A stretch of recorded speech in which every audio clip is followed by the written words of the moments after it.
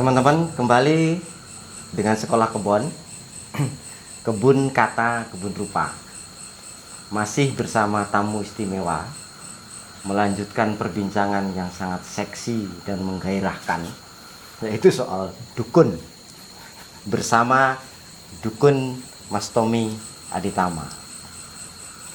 Mas Tommy, ini pada perbincangan yang lalu, itu kan dukun-dukun pada masa lalu dan juga tentu saja masa kini itu menggunakan 3 perangkat media yang dipergunakan oleh mereka, yaitu energi.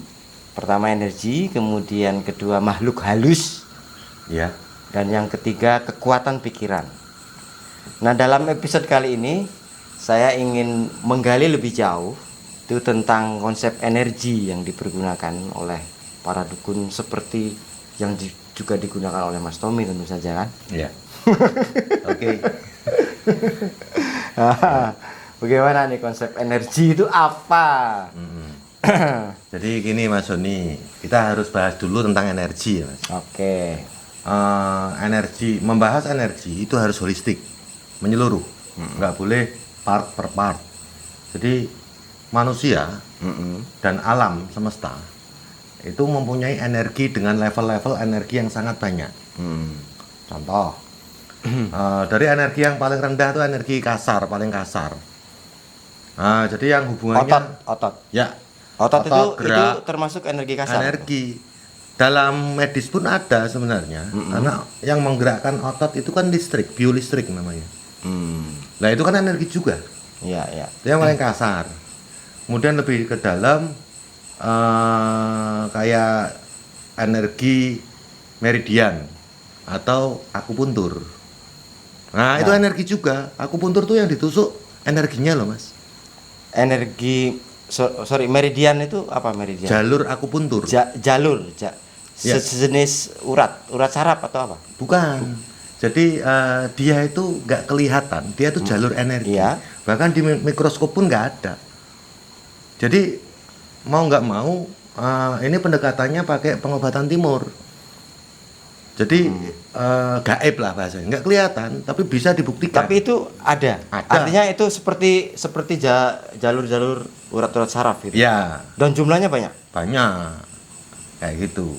Nah, akupunktur itu yang ditusuk jalur energi meridian namanya. Iya, energi yang ada pada jalur meridian. Itu ditusuk sehingga bisa menstimulasi organ-organ yang dibutuhkan. Nah kayak gitu. Jadi itu energi juga. WHO sudah mengakui loh Mas, akupunktur ini. Iya. Dan mengakui bahwa ada energi yang tidak kelihatan itu. Iya. Kalau medis nggak ada. Kalau WHO mengakui, kenapa medis mengatakan tidak ada? Makanya sebenarnya WHO sendiri itu mengakui adanya 2 mazhab besar. Kedokteran barat dan kedokteran timur. Loh, WHO sudah mengakui ada kedokteran timur. Indonesia aja ada dokter spesialis akupuntur. Itu di UI. D3-nya juga ada di Malang. Oh, jadi sudah mulai dipelajari. Sudah. Dan masuk kurikulum kedokteran. Masuk.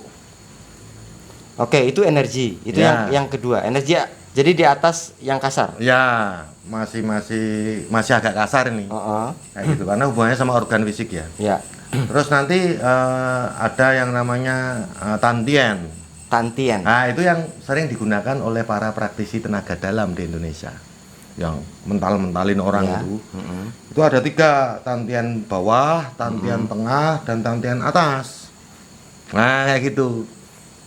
Nah, selain itu nanti ada banyak sekali, ada energi cakra, ada energi prana. Itu yang berhubungan dengan badan manusia. Ya. Kalau yang khas Nusantara lah. Khas Nusantara itu energi yang seperti apa yang prana. Ya. Sebenarnya begini. Itu kan memang budaya-budaya timur. Tapi sebenarnya dia itu banyak ada di India, di Tibet, Cina. Nah, untuk khasnya Nusantara itu memang tidak terdefinisi secara spesifik, Mas. Jadi istilahnya tidak ada? istilahnya ya hanya doyo ya kalau orang Jawa. Oh, doyo. Hanya doyo atau daya, kekuatan. Ada kekuatan di manusia dan alam semesta yang bisa menggerakkan sesuatu atau bisa mempengaruhi sesuatu. Oke. Begitu. Nah, aplikasinya bagaimana? Jadi begini, sebenarnya contoh ketika dukun, dukun ingin mempengaruhi seseorang, Iya. dia akan bermeditasi, bertapa, atau dalam bahasa yang praktis ya, dia melakukan sebuah ritual khusus. Ada yang panjang, ada yang cepat. Jadi dia melakukan visualisasi biasanya.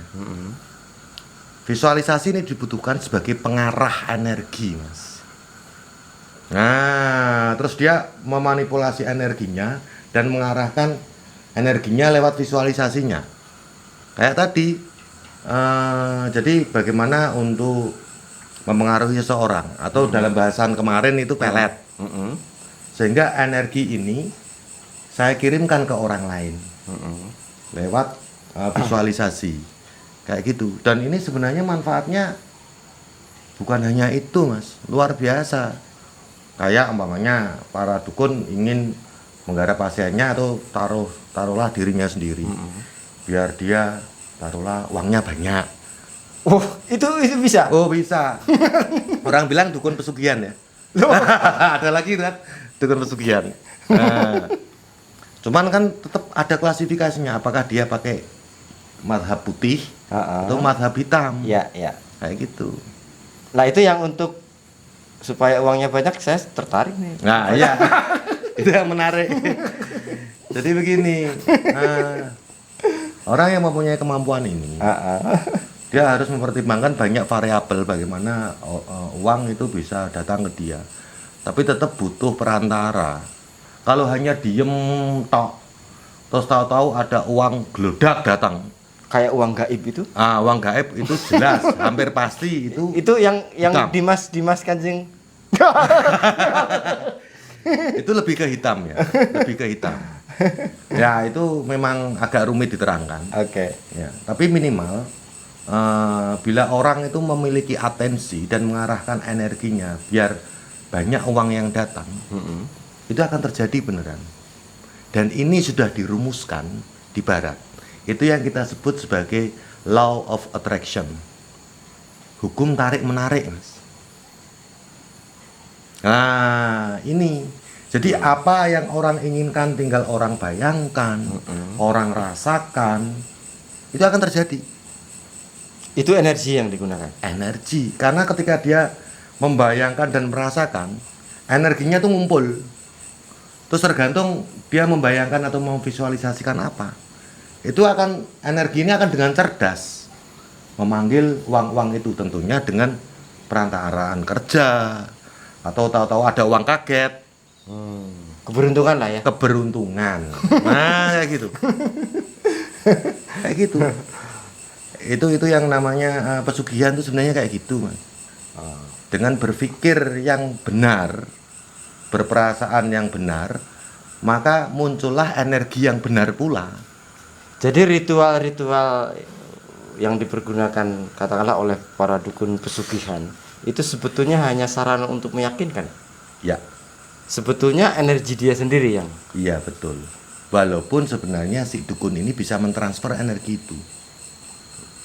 Jadi gini, si pasien, ya, saya yakinkan dulu nih. Gini. Terus saya mengolah energi untuk saya transferkan. Kan karena pasien kan macam-macam ya level energinya. Kalau level energinya rendah, ya susah juga. Nah, dari mana Mas Tommy tahu energi rendah, energi tinggi ketika seseorang datang? Misalnya saya. Iya. Saya, bagaimana nih? Sekarang gini, iya, oke, menarik ini. Lihat orangnya jelas, terus rasakan energinya. Ketika kayak gini kan kita akan tahu energi. Mas Tommy merasakan? Iya. Oke. Iya. Oh, Mas Doni ini level energi keyakinan. Nah, itu nanti ada lagi spesifik ya. Karena orangnya itu sangat yakin. Nah, itu energinya akan fokus. Jadi mudah.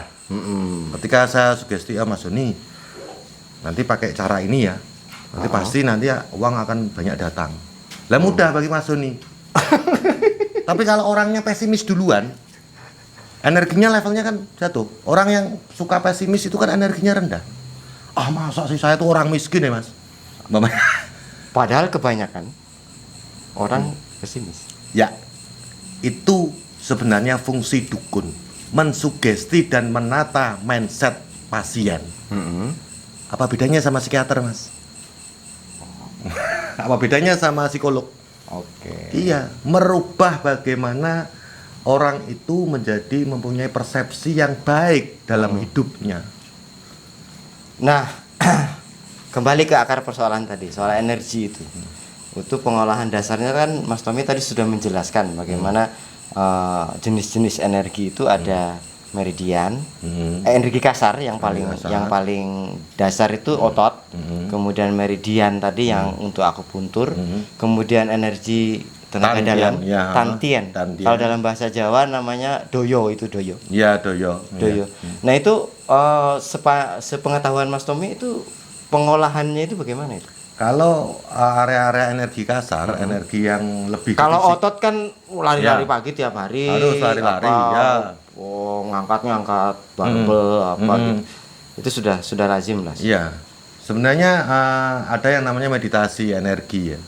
Atau pakai olah pernafasan, meditasi, dia menguatkan energi meridiannya. Atau kalau di Cina itu namanya Qigong. Kalau orang Indonesia itu kan banyak juga ritual-ritual yang mengolah energi sebenarnya Mas. Contoh ketika Anda topo kungkum, itu mengolah energi sebenarnya. Energinya akan kuat sekali. Kenapa? Karena ketika dia bertapa kungkum, itu kan masuk ke dalam ya berendam air, ke air. Biasanya di sungai kayak gitu kan. Tengah malam biasanya. Ya. Kita dikondisikan pada air yang dingin Mas. Itu yang namanya memaksa tubuh kita untuk mengeluarkan qi atau energi yang panas. Jadi ketika kita pada kondisi dingin, awal yang kita rasakan kan kedinginan. Terus lama-lama kita akan menghangat Mas. Sehingga kita terlatih untuk memunculkan energi ini. Energi panas ini akan terlatih untuk panas. Nah contoh itu akan menguatkan doyo kita. Berarti orang-orang Jawa zaman dulu yang kungkum itu tujuannya memang begitu ya? Ya. Cuma kan persoalannya ketika sekarang ini penilaian orang kungkum itu kan syirik. Ya. Artinya itu hubungannya nanti dengan jin, dengan makhluk halus. Iya. Sebetulnya itu pengolahan doyo itu ya? Iya. Itu kan ditambah ada niatnya itu untuk apa kayak gitu. Lah sekarang apa dia melakukan penyembahan terhadap makhluk? Kan enggak. Itu sebenarnya itu ritual internal. Bagaimana dia menaikkan energi dia. Dalam Terminologi keilmuan barat ada nggak? Ada. Pengolahan energi itu? Ada. Ada beberapa praktisi kayak taruhlah di Shaolin. Iya. Atau di barat pun ada orang yang olahraga di tempat yang salju. Dia malah justru mencari tempat-tempat yang dingin. Dan dia berdiam di situ sambil gerak, sambil visualisasi dan olah pernafasan. Kalau logikanya kan apa dia nggak kedinginan? Ternyata enggak. Ketika dia udah beradaptasi akan muncul, berarti energinya kan panas. Itu ada. Oke, nah selain itu apa? Selain kungkum? Selain kungkum, taruhlah. Enggak yang Mas Tommy pelajari lah. Oke, dengan ritual contoh bertapa. Nah, kita dipaksa duduk. Terus sambil mengucapkan mantra atau doa. Kayak gitu. Duduk ini kan kita 1 jam duduk aja kan capek. Iya. Tapi itu kita dipaksa untuk mungkin taruhlah 12 jam atau bahkan 24 jam duduk. Kita fokus ke niatnya apa, berarti ada visualisasi keinginan kita apa. Terus kita duduk dan kita mengucap mantra, doa. Nah ketika ini kita lakukan seharian atau bahkan 2 hari, 3 hari, ini yang namanya saya sudah menembus limit. Jadi orang yang duduk 1 jam aja capek. Ini dipaksa. Manusia mempunyai mekanisme. Iya. Dia akan berusaha beradaptasi dengan kondisinya sendiri. Iya. Makanya ketika dia diam lama, energi itu tidak terbuang kan, Mas. Kalau kita gerak kan energi terbuang. Tapi kalau kita diam terus doa dan kita pasrah, ikhlas, energi itu akan terkungkung di dalam tubuh kita. Iya. Dan ini akan menjadi sangat powerful, tergantung niat kita itu apa, mau kita gunakan apa. Nah, kayak gitu loh, Mas. Baik. Semakin menarik teman-teman semua. Tetap di Sekolah Kebun Kata Kebun Rupa. Kita akan gali lebih dalam lagi khasanah dukun Indonesia. Tentu saja bersama Mas Tommy Aditama. Jangan lupa like dan subscribe Sekolah Kebun. Terima kasih.